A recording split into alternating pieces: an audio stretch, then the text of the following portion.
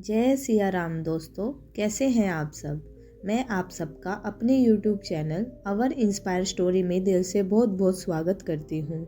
दोस्तों, आज मैं आपको रामायण से जुड़े 13 रहस्य जिनसे दुनिया अभी भी अनजान है आपको बताने जा रही हूँ। तो चलिए स्टार्ट करते हैं। रामायण का हिंदू धर्म में एक विशिष्ट स्थान है। मनुष्य जाति के जीवन और उनके कर्मों का विशेष प्रकार से रामायण में विवरण दिया गया है। इसमें भगवान राम और देवी सीता के जन्म एवं जीवन यात्रा का वर्णन है।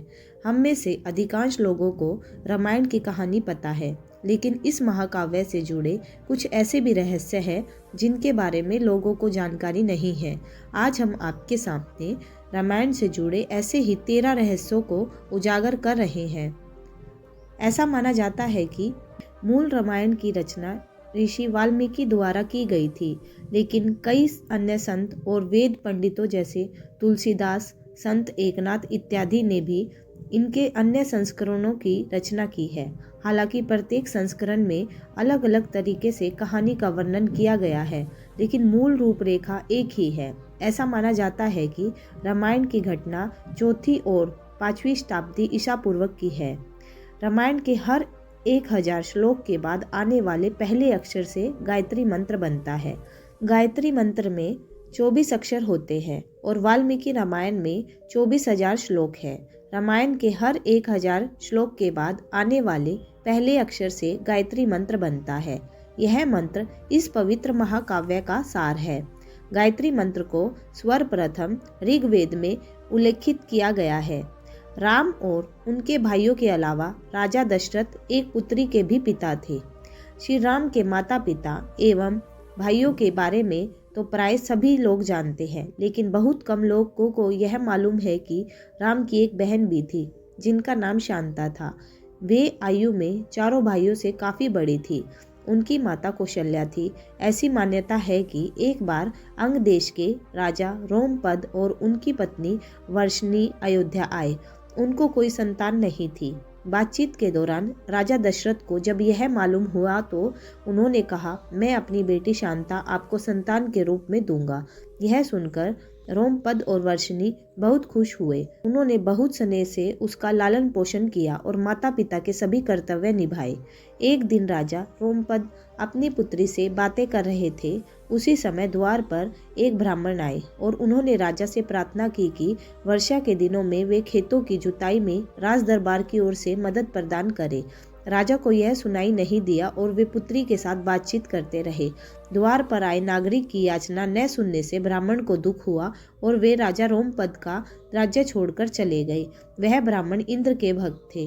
अपने भक्त की ऐसी अनदेखी पर इंद्रदेव राजा रोमपद पर क्रोधित हुए और उन्होंने उनके राज्य में पर्याप्त वर्षा नहीं की। इससे खेतों में खड़ी फसलें मुरझाने लगी।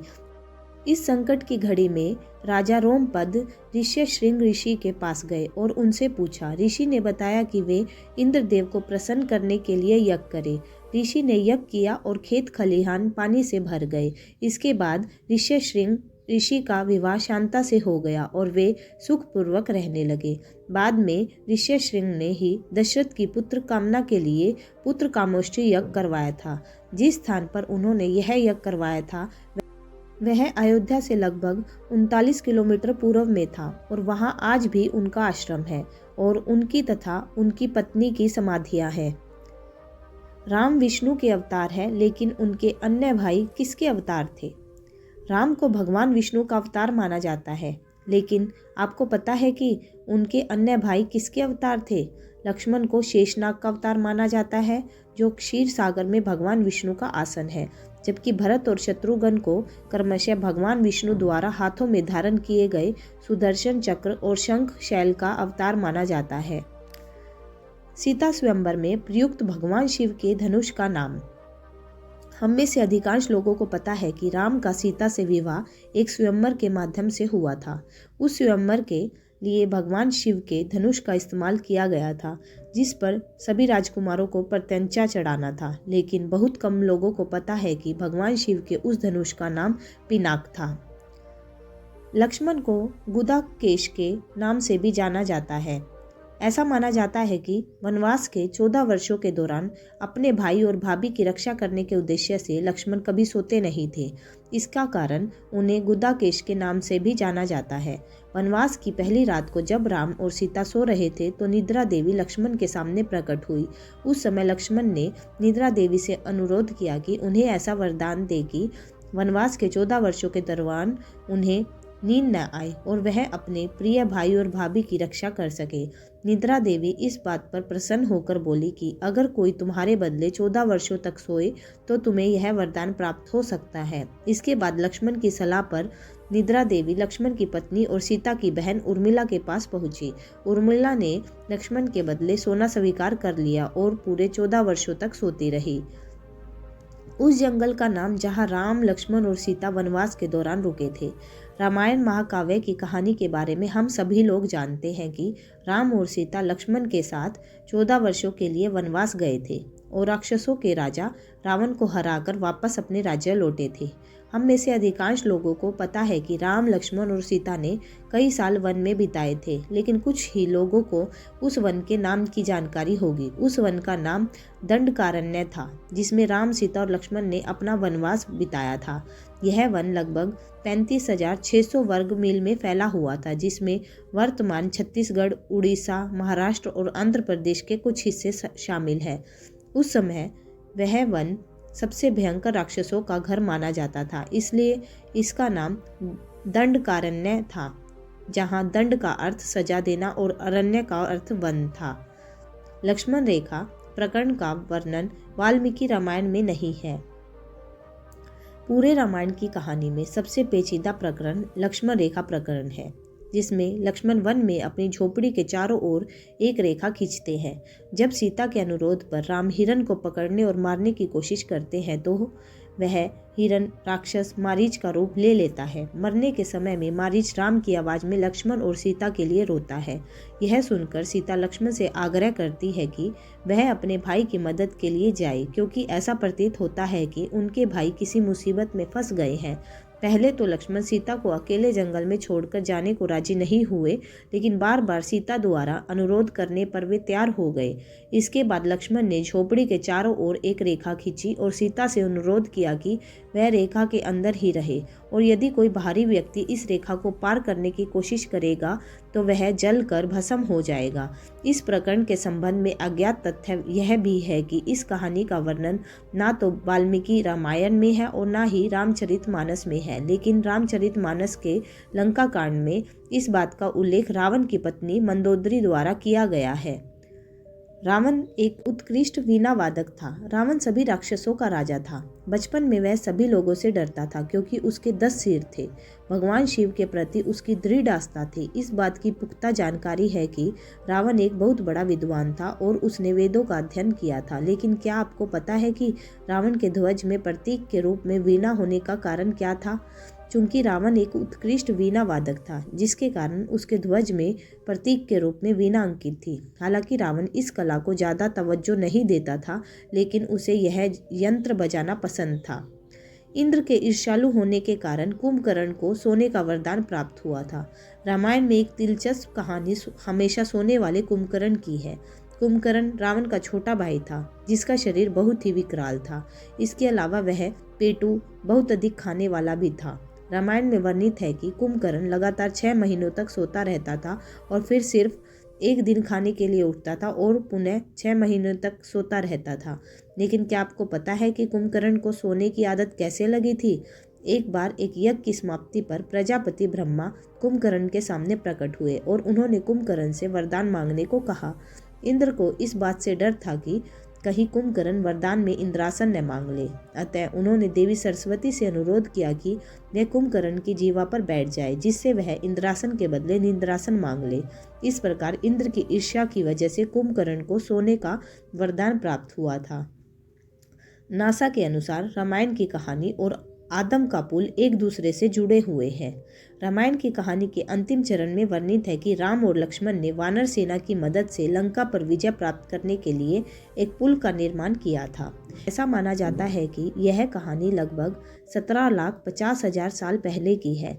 हाल ही में नासा ने पाक जल डमरू मध्य में श्रीलंका और भारत को जोड़ने वाले एक मानव निर्मित प्राचीन पुल की खोज की और शोधकर्ताओं और पुरातत्वविदों के अनुसार इस पुल के निर्माण की अवधि रामायण महाकाव्य में वर्णित पुल के निर्माण काल से मिलती है। नासा के उपग्रहों द्वारा खोजे गए इस पुल को आदम का पुल कहा जाता है और इसकी लंबाई लगभग 30 किलोमीटर है। रावण को पता था कि वह राम के हाथों मारा जाएगा। रामायण की पूरी कहानी पढ़ने के बाद हमें पता चलता है कि रावण एक क्रूर और सबसे विकराल राक्षस था जिससे सभी लोग घृणा करते थे। जब रावण के भाइयों ने सीता के अपहरण की वजह से राम के हमले के बारे में सुना तो अपने भाई को आत्मसमर्पण करने की सलाह दी। यह सुनकर रावण ने आत्मसमर्पण करने से इनकार कर दिया और राम के हाथों मरकर मोक्ष पाने की इच्छा प्रकट की। उसने कहा कि अगर राम और लक्ष्मण दो सामान्य इंसान हैं तो सीता मेरे पास ही रहेगी, क्योंकि मैं आसानी से उन दोनों को परास्त कर दूंगा, और यदि वे देवता है तो मैं उन दोनों के हाथों मरकर मोक्ष प्राप्त करूंगा। आखिर क्यों राम ने लक्ष्मण को मृत्यु दंड दिया? रामायण में वर्णित है कि श्री राम ने न चाहते हुए भी जान से प्यारे अपने छोटे भाई लक्ष्मण को मृत्यु दंड दिया था। आखिर क्यों भगवान राम ने लक्ष्मण को मृत्यु दंड दिया था? यह घटना उस वक्त की है जब श्री राम लंका विजय के बाद अयोध्या लौट आए थे और अयोध्या के राजा बन गए थे। एक दिन यम देवता कोई महत्वपूर्ण चर्चा करने के लिए श्री राम के पास आते हैं। चर्चा प्रारंभ करने से पूर्व उन्होंने भगवान राम से कहा कि आप मुझे वचन दें कि जब तक मेरे और आपके बीच वार्तालाप होगी हमारे बीच कोई नहीं आएगा, और जो आएगा उसे आप मृत्यु दंड देंगे। इसके बाद राम लक्ष्मण को यह कहते हुए द्वारपाल नियुक्त कर देते हैं कि जब तक उनकी और यम की बात हो रही है वो किसी को भी अंदर न आने दे, अन्यथा वह उसे मृत्यु दंड दे देंगे। लक्ष्मण भाई की आज्ञा मानकर द्वारपाल बनकर खड़े हो जाते हैं। लक्ष्मण को द्वारपाल बनने कुछ ही समय बीता था कि उसके बाद वहाँ पर ऋषि दुर्वासा का आगमन होता है। जब दुर्वासा ने लक्ष्मण से अपने आगमन के बारे में राम को जानकारी देने के लिए कहा तो लक्ष्मण ने विनम्रता के साथ मना कर दिया। इस पर दुर्वासा क्रोधित हो गए तथा उन्होंने संपूर्ण अयोध्या को श्राप देने की बात कही। लक्ष्मण ने शीघ्र ही यह निश्चय कर लिया कि उनको स्वयं का बलिदान देना होगा ताकि वो नगरवासियों को ऋषि के श्राप से बचा सके, और उन्होंने भीतर जाकर ऋषि दुर्वासा के आगमन की सूचना दी। अब श्री राम दुविधा में पड़ गए क्योंकि उन्हें अपने वचन के अनुसार लक्ष्मण को मृत्यु दंड देना था। इस दुविधा की स्थिति में श्री राम ने अपने गुरु वशिष्ठ का स्मरण किया और कोई रास्ता दिखाने को कहा। गुरुदेव ने कहा कि अपनी किसी प्रिय वस्तु का त्याग उसकी मृत्यु के समान ही है, अतः तुम अपने वचन का पालन करने के लिए लक्ष्मण का त्याग कर दो। लेकिन जैसे ही लक्ष्मण ने यह सुना तो उन्होंने राम से कहा कि आप भूल कर भी मेरा त्याग नहीं करना। आपसे दूर रहने से तो अच्छा यह है कि मैं आपके वचन का पालन करते हुए मृत्यु को गले लगा लूं। ऐसा कहकर लक्ष्मण ने जल समाधि ले ली। राम ने सरयू नदी में डुबकी लगाकर पृथ्वी लोक का परित्याग किया था। ऐसा माना जाता है कि जब सीता ने पृथ्वी के अंदर समाहित होकर अपने शरीर का परित्याग कर दिया था तो उसके बाद राम ने सरयू नदी में जल समाधि लेकर पृथ्वी लोक का परित्याग कर दिया था। तो दोस्तों, आपको ये कहानी कैसी लगी आप हमें कमेंट करके ज़रूर बताइएगा, और अगर आपको हमारी ये वीडियो पसंद आई है तो अपने सभी दोस्तों के साथ शेयर भी कीजिएगा। तो चलिए मिलते हैं एक नई कहानी के साथ अपनी नेक्स्ट वीडियो में। तब तक के लिए जय सिया राम।